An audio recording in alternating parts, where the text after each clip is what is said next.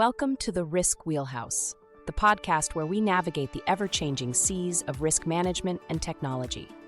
Join your hosts, Ori Wellington and Sam Jones, as they steer you through the latest trends, insights, and strategies shaping the future of integrated risk management.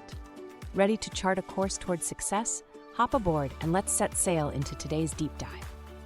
Welcome to our deep dive today. We're going to be looking at climate disclosure regulations. Yeah. And we've got a pretty interesting mix of sources to pull from. Oh, yeah. We've got some insights from Wheelhouse Advisors. We've got some articles from the Risk Tech Journal. Okay. A legal analysis from Hunt & Andrews Kurth LLP. Wow. And even an article from Sustainability Magazine with a focus on Germany's take on the EU's approach.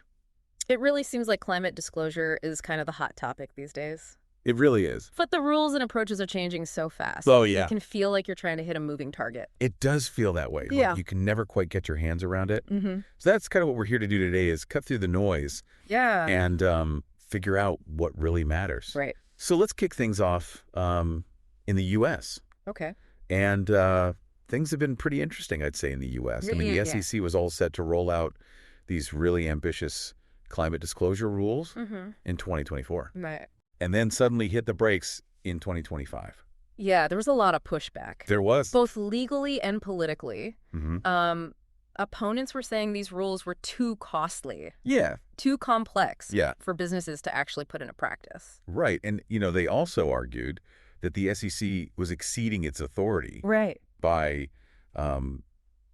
delving into environmental regulations. Yeah, getting into areas they shouldn't be. Right, exactly. Yeah. So now we've got this whole thing that's kind of in limbo. Yeah. And the SEC is either going to have to significantly revise the rules, Right. or they might even scrap them all together. They might just have to start over. It's really possible. Yeah. But here's where things get interesting. Okay.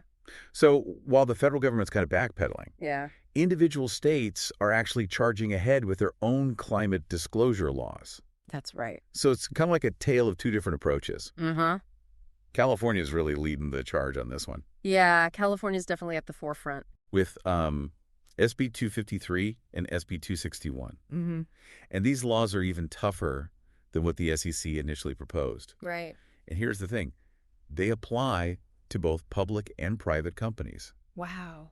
with revenues over $500 million operating in the state.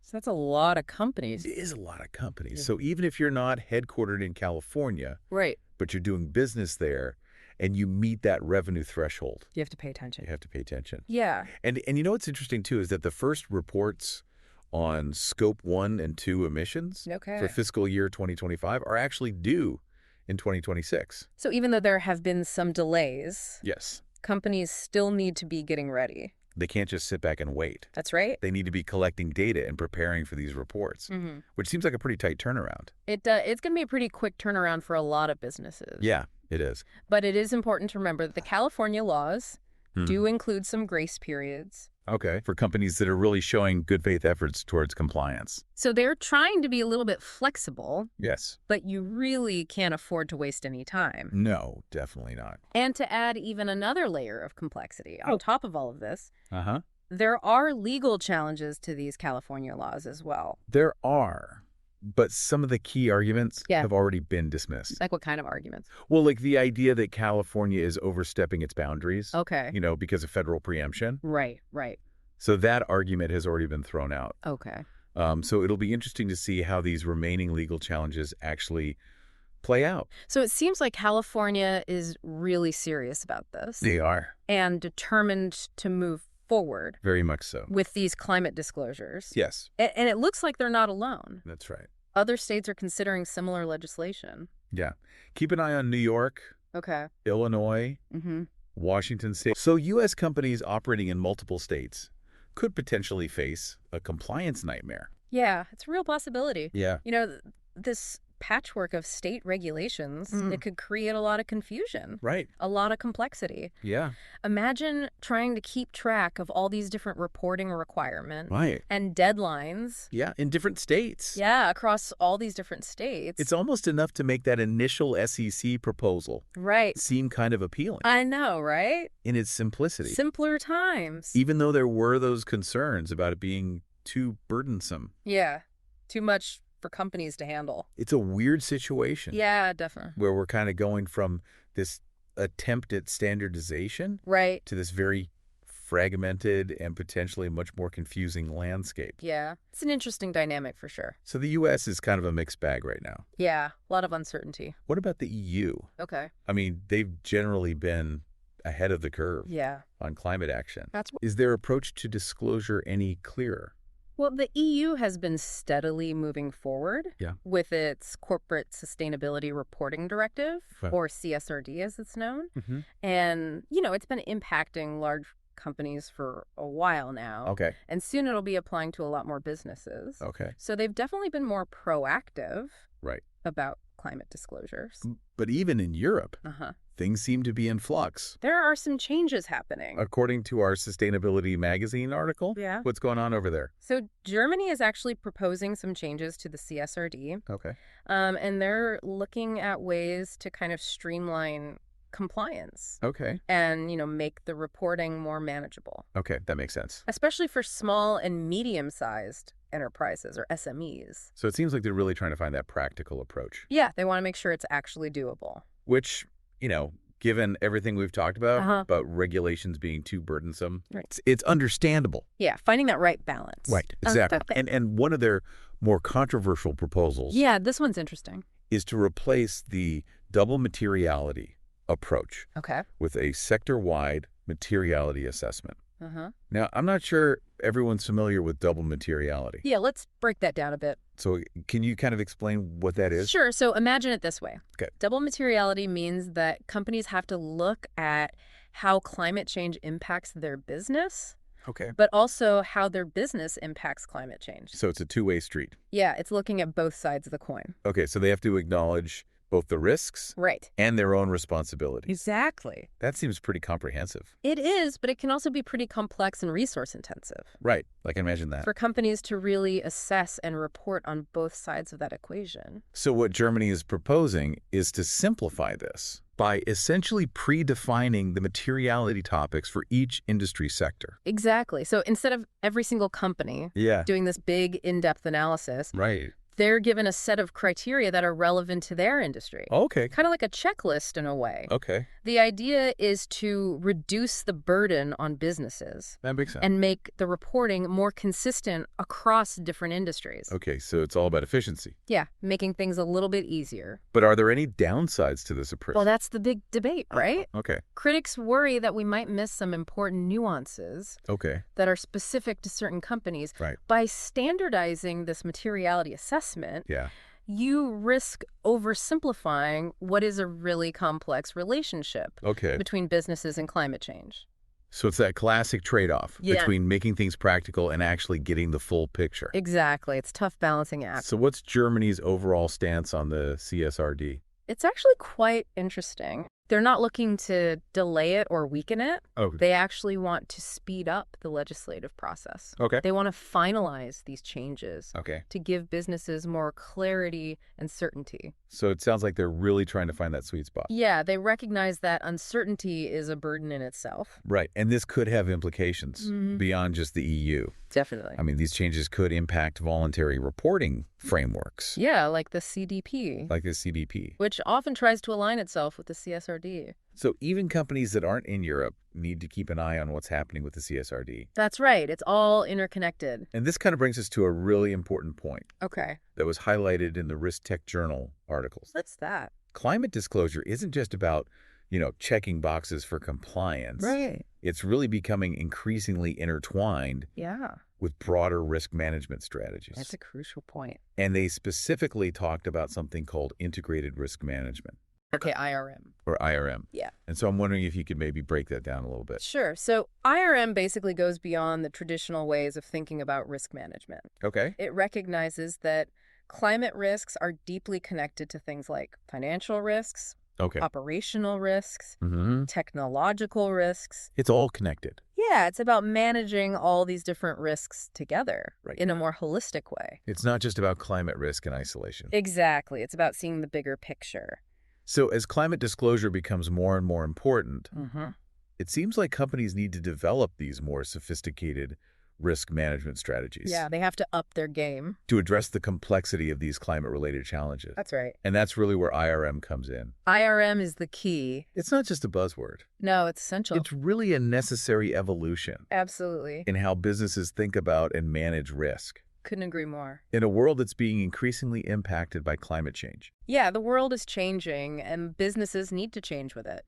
And IRM is really key to understanding how to effectively address the challenges. Yeah. And even the opportunities that are presented by climate disclosures. It's all about adapting and evolving to this new reality. And that's why we're here today. That's right, to help make sense of it all for everyone listening. So we've talked about how IRM is becoming crucial for companies as they try to navigate all this climate disclosure stuff. Yeah, it's a big deal. But how do they actually put IRM into practice? That's the real challenge, right? Yeah. I mean, it's one thing to... It's easy to talk about it. Yeah. But doing it is another thing entirely. And our sources kind of paint a picture. Yeah. Of companies really struggling to handle just the sheer volume and complexity of data. So much data. That's involved in climate disclosure and IRM. Absolutely. We're talking about emissions data, from their operations and their supply chains, financial data, climate risk assessments, scenario modeling. It's a lot to keep track of. It's overwhelming for a lot of companies. Yeah, and it's not just about having the data. Right. It's also about making sure it's accurate. It has to be accurate. Reliable. Yeah. And auditable. Of course. Because investors... regulators, and the public. They're all watching. They're all scrutinizing this information. Exactly. So data management is paramount. Couldn't agree more. You need to have systems in place to track this information, verify it, and report it. All in a transparent way. In a transparent and consistent way. Right. Consistency is key. And this is where I imagine technology really starts to play a critical role. Absolutely. And the Risk Tech Journal seemed particularly excited. We were very enthusiastic. About the potential of AI and other emerging technologies to kind of help companies manage this data deluge. AI can be a game changer. So what are we seeing? We're seeing platforms that can automate data collection from all kinds of different sources. Tools that use AI to analyze the data and identify risks. Oh, wow. And even software that can generate reports that are specifically tailored to meet certain regulatory requirements. So instead of just drowning in spreadsheets, companies can use technology to streamline this whole process. Exactly. Make it more efficient, more accurate, and ultimately more valuable. For everyone involved. Yeah, it's win-win. But realistically, not every company has the resources. That's true. To build out this kind of sophisticated infrastructure. Especially smaller companies. Especially smaller companies. Yeah. They might not have the budget or the staff. Right. But it's important to remember this doesn't happen overnight. It's a journey. Companies can start by focusing on their most material risks and then gradually build up their data management capabilities over time. Yeah. And they can always seek external support if they need it. And speaking of external support, our sources also talked about the growing role of consultants and advisors. Absolutely. Who specialize in this kind of thing. That can be so helpful. In climate risk management and disclosure. They're like specialized navigators. Okay. Helping companies chart a course through this really complex landscape. I like that analogy. So they can provide expertise on data collection and analysis. They can help develop IRM strategies. And they can even handle the reporting process itself.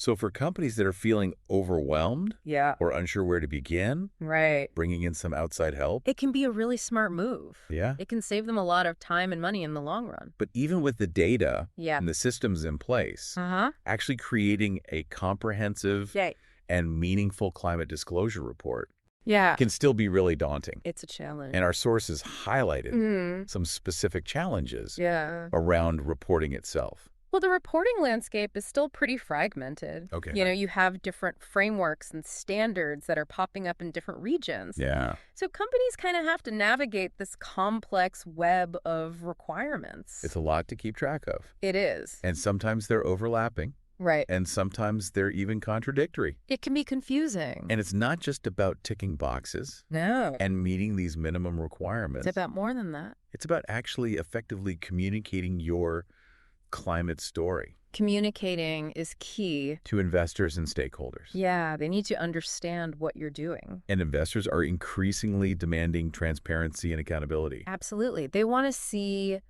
how companies are managing these risks. Right. What their plans are for the future, and how their actions actually align with these broader sustainability goals. So it's not just about numbers. No, it's about the story behind the numbers. It's about crafting a narrative that demonstrates a genuine commitment to climate action. It has to be authentic. So you need to go beyond the technical jargon. Right. And make this information accessible and engaging. Yeah, make it understandable. For a wider audience. It's about storytelling. It is. And connecting with people on a human level. Right, not just overwhelming them with data. Nobody wants to be bombarded with data. You need to be honest and transparent. Yeah, honesty is crucial. About the challenges, the uncertainties, and the concrete steps that you're taking. Yes, show them what you're doing. To address these things. Actions speak louder than words. So we've talked about the data challenges. Yeah. The reporting complexities. The role of technology. The role of consultants. Right. There are a lot of moving parts. It's a complex ecosystem. For companies just starting out on this journey. What advice would you give them? What's the most important thing? Start with a thorough self-assessment. Okay. Understand your own risks and opportunities. Okay. What are the potential impacts of climate change on your business? Okay. What are your biggest sources of emissions? Okay. Where are the gaps in your data management and reporting systems? So you really need to look inward. Yeah. Before you even start thinking about Absolutely. Frameworks and solutions. Know yourself first. Yeah. Understand your own story. Right. Before you try to tell it to the world. Exactly. And once you have that solid foundation, you can start to build a climate disclosure strategy. Yeah. That's really tailored to your specific needs and goals. It should be unique to your company. But even with a great strategy, this whole process can seem pretty overwhelming. It can be a lot to take on. How do you stay motivated? That's a good question. And avoid getting bogged down? It's easy to get lost in the weeds. In all this complexity. Yeah, it can feel like a never-ending maze. For me, the motivation comes from recognizing the urgency of this challenge. Yeah, climate change is a big deal. Climate change is the defining issue of our time. Absolutely. And businesses have a critical role to play in addressing it. We all have a part to play. So it's not just about compliance. Right. It's about being part of the solution. Yeah. To create a more sustainable future. Working towards a better tomorrow. And that sense of purpose is what will sustain us. Absolutely. As we navigate this complex and ever-evolving landscape. It's about the bigger picture. Yeah. We're all in this together. We are. And our collective actions can make a difference. I believe that. So let's shift gears a bit. Okay. And take a look at some of the potential pitfalls of this whole climate disclosure movement. It's not all positive. We've talked about the potential to drive positive change. Right. But there are some potential downsides to consider as well. It's not all sunshine and rainbows. And that's exactly what we're going to be exploring. Okay. In the final part of our deep dive. Sounds good. We're going to look at the risks of greenwashing. The challenges of data verification. And the potential for climate disclosure to become a bureaucratic burden. Rather than a catalyst for real action. It could backfire. We'll also examine the role of investors. Okay. And the potential for climate risk to become a dominant factor in investment decisions. It's already happening. For better or for worse? It's a question. It's going to be a fascinating discussion. I'm looking forward to it. So make sure you stick around for the final part of our deep dive. Are you ready to see risk management in action? At Wheelhouse Advisors, we've launched a new YouTube channel dedicated to integrated risk management. You'll find quick explainers, insights from our IRM Navigator research reports, highlights from the Risk Journal, and conversations from the Risk Wheelhouse podcast. We're covering the topics that matter most to executives and risk leaders, from AI governance and cyber insurance to operational resilience and regulatory change. Every video is designed to help you anticipate risks, adapt with confidence, and build resilience in a digital-first world. In our first video, we explain how ISO 42001, the EU AI Act, and the NIST AI Risk Management Framework can work together as a unified playbook for AI risk. Subscribe today at youtube.com/@wheelhouseadv and get the latest insights delivered directly to you. That's youtube.com/@wheelhouseadv. Subscribe now and stay ahead of the risks that matter most. Don't miss it. So we've talked about the potential for climate disclosure to really drive change. Yeah. But we also hinted at some potential downsides. There are some things to watch out for. What are some of the pitfalls we should be aware of? I think the big one is greenwashing. Oh, yeah. As the pressure to disclose more information intensifies, there's a temptation for companies to present a maybe overly optimistic picture of their climate commitments. So it's like putting lipstick on a pig. Kind of. Making things look better than they actually are. It's about saying all the right things without necessarily taking all the right actions. Right. And this is dangerous. It really is. Because it undermines the whole purpose of climate disclosure. Right. Which is to create transparency and build trust. It erodes that trust. Right. Makes it harder to tell who's really serious. Right. Who's actually walking the walk. Exactly. So how do we guard against this? That's the big question. How can investors and the public really know the difference between genuine climate action and just clever marketing?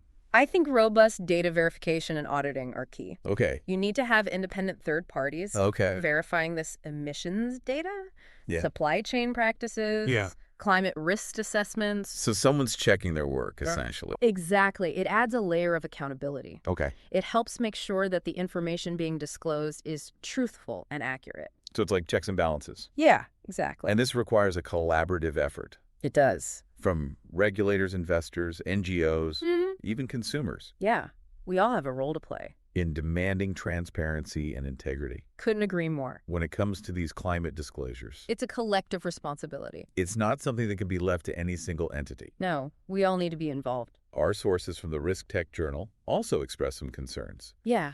About climate disclosure potentially becoming a bureaucratic burden. Oh, yeah. I can see that happening. On companies. It's a valid concern. We talked earlier about streamlining regulations. Right. Finding that sweet spot. Finding that sweet spot. Between ambition and practicality. Between ambition and practicality. And making sure it doesn't become too much. Right. There's a risk that it could swing too far. Absolutely. In the other direction. It could become counterproductive. If the reporting requirements become too onerous. Yeah, or too focused on just checking boxes. Right, just going through the motions. It could actually divert resources away from real climate action. And it could stifle innovation. So it's a paradox. It is a bit of a balancing act. We want this robust disclosure to drive accountability. Right.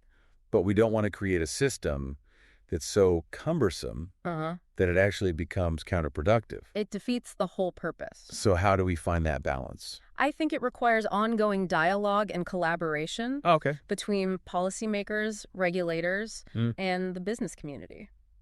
So everyone needs to be talking to each other. Exactly. We need to constantly evaluate and refine these reporting frameworks. Make sure they're working. To make sure that they're actually achieving their goals without creating these unnecessary burdens. It's about being flexible and adaptable. Flexibility and adaptability are key. And this brings us to another really important player in this whole ecosystem. Who's that? Investors. Yeah. Climate risk is becoming a major factor. It's a huge factor. In investment decisions these days. You can't ignore it. You can't open a financial publication without seeing something about ESG investing. Or climate-focused funds. Yes, it's everywhere. Investors are recognizing that climate change presents both risks and opportunities. It's a double-edged sword. They're looking for companies that are managing these risks effectively. Right. And positioning themselves to thrive in a low-carbon economy. The future is low carbon. So climate disclosure isn't just about compliance anymore. No, it's about so much more. It's becoming a key differentiator. It's a competitive advantage. For companies that are looking to attract investors and secure capital. If you want to stay ahead of the curve, you need to show that you're serious about sustainability. So investors are becoming powerful agents of change. They have a lot of influence. Using their financial clout to push companies towards a more sustainable future. It's a good thing. But there are risks associated with this shift as well. There are always risks. What kind of risks? Well, there's the potential for green bubbles to form. Okay.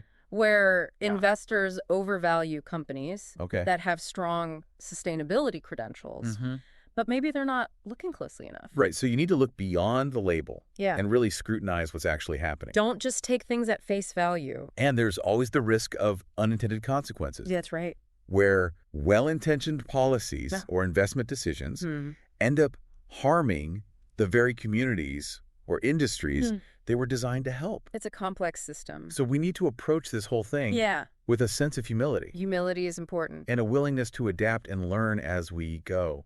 We're all still figuring this out. It's not about finding perfect solutions. No. It's about making progress and being mindful of the potential pitfalls. It's a journey. We've covered a lot of ground in this deep dive. We have. From the regulatory roller coaster in the U.S. to the evolving landscape in Europe. The challenges of data management and reporting. It's a lot to take in. The risks of greenwashing and bureaucratic burden. We've talked about it all. We've explored IRM and AI and the role of investors. It's been a whirlwind. It has. But hopefully people found it informative. Yeah. And hopefully you've come away with a better understanding of the key issues and what they mean for your own organization. That's the goal. As we wrap up, we always like to leave you with a thought-provoking question. A little something to ponder. What role will you play in shaping the future of climate disclosure and sustainable finance? What will your contribution be? Will you be a leader? A follower? Or a bystander? The choice is yours. And on that note, we'll conclude this deep dive. Thanks for listening. We hope you found it informative, engaging, and maybe even a bit inspiring. Yeah. Until next time. Keep learning. Keep diving deep. Stay curious. And let's work together to build a more sustainable future. That's what it's all about. That wraps up another episode of the Risk Wheelhouse. Thank you for spending time with us at Wheelhouse Advisors today. We hope you found the conversation insightful and actionable for your organization's risk strategies. Don't forget to subscribe on your favorite podcast platform, whether it's Apple Podcasts, Spotify, or Amazon Music. If you're looking for more in-depth analysis and thought leadership on risk technology, be sure to visit the Risk Tech Journal at therisktechjournal.com. It's your go-to source for comprehensive articles, expert interviews, and the latest trends shaping the industry. Subscribe today to stay informed. For any inquiries or feedback, please contact us directly at info@wheelhouseadvisors.com, or feel free to connect with us on LinkedIn and x.com and share your thoughts or suggestions for future topics. Visit wheelhouseadvisors.com for more information and resources. Thanks again for joining us. Until next time, navigate wisely.